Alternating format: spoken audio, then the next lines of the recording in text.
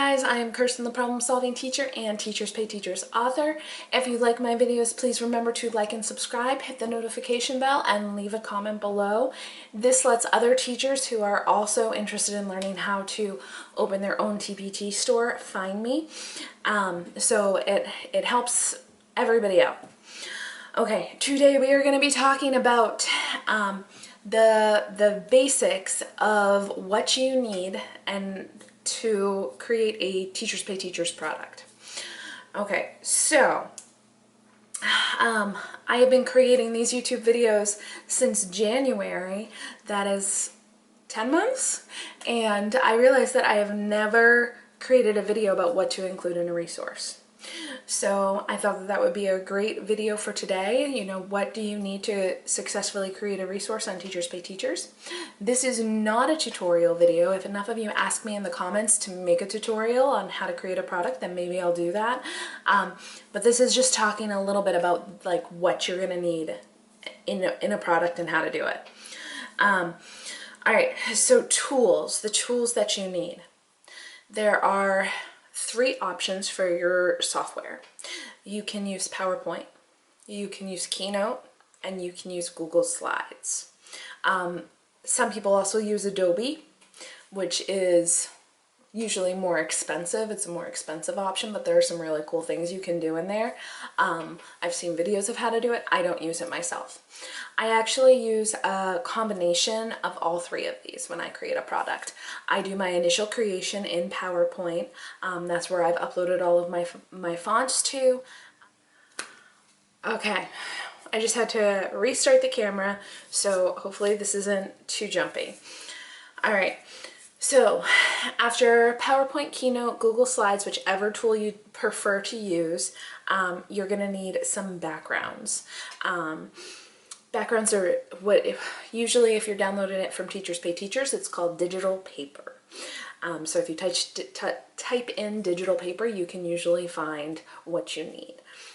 So digital paper, if you have been using Teachers Pay Teachers resources for a while, anytime that there's like a pretty background behind all of the text, like polka dots, or it's called Chiffon with the squiggly lines, or maybe it's like a piece of candy corn over and over again on the paper, that is the digital paper.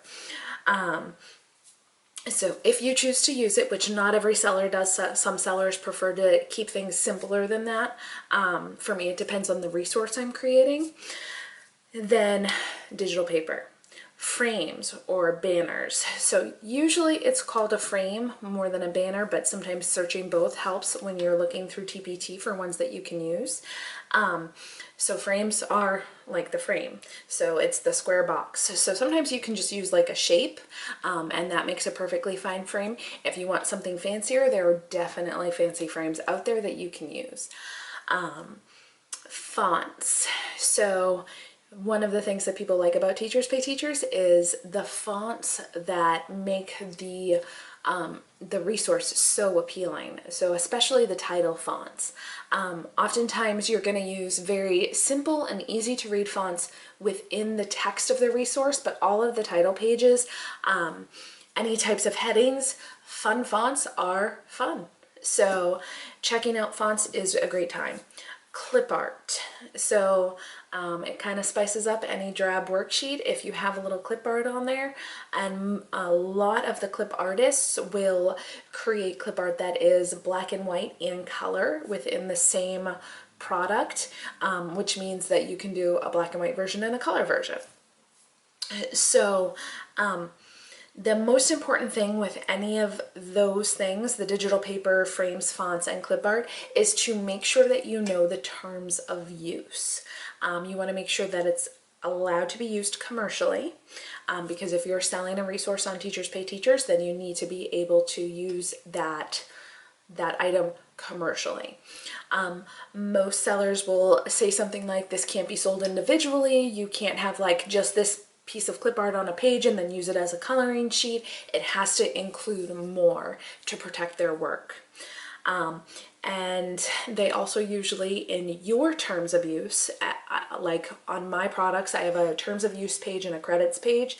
I need to give them credit for their work. I need to say, these are the clip artists and fontistas who contributed to my product. Like I used their work, so people know what you used. So those are some of the basic tools that you need to start to create a TpT resource. What to include in a resource. So this is what to include in a TpT product. Usually you're going to have a cover page. On my cover pages, I usually have I have a background or a digital paper with a frame. I have my logo button. So I have my own logo. That's the Problem Solving Teacher. You see it pop up at the beginning of my YouTube videos and at the end. So you need your logo button. You need your title. Sometimes the title that I put on my actual physical resource, well, my digital resource, and the title that I type into Teachers Pay Teachers is different, because I want to give my user a better idea of what the resource is on my product and my graphic. But when I type it into Teachers Pay Teachers, I want it to be something that teachers are searching. So if I'm doing like a really fun Halloween poem, sometimes the title that I put into the Teachers Pay Teachers product description is simpler. So you need your cover page with all of those things on it. Usually I include a little description on the cover page too. You need a teacher's directions page. Even if it seems like 100% obvious that this is how you use a resource, a teacher's direction page is really helpful for the teacher because teachers want an easy step-by-step directions. You want a page with Common Core state standards or your state. This is something I haven't implemented into my resources yet. I'm probably going to be implementing it soon, but you want to let teachers know what standards they are meeting so that if the administration asks them, hey, what standards is this project that you're doing with the kids meeting? They can be like, oh, it's meeting all of these, and it's super easy for them. They want easy, that's what they're willing to pay for.